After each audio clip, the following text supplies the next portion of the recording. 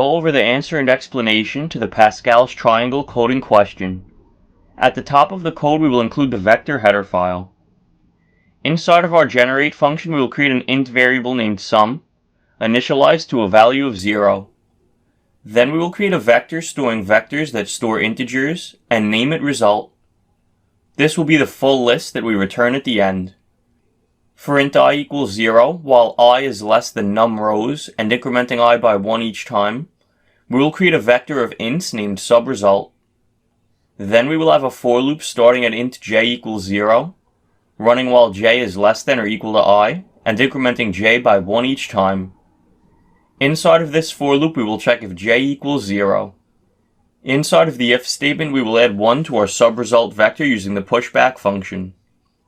Else, if j is greater than 0, and j is less than or equal to I minus 1, else we will set sum equal to result at index I minus 1 j plus result at index I minus 1 j minus 1.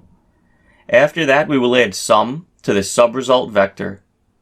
Else, we will add 1 to the subresult vector. Outside of the inner for loop, but still inside of the outer for loop, we will add the subresult vector to the result vector using the pushback function. At the bottom of the function, we will return result. When we run the code to check our solution, notice that it is correct.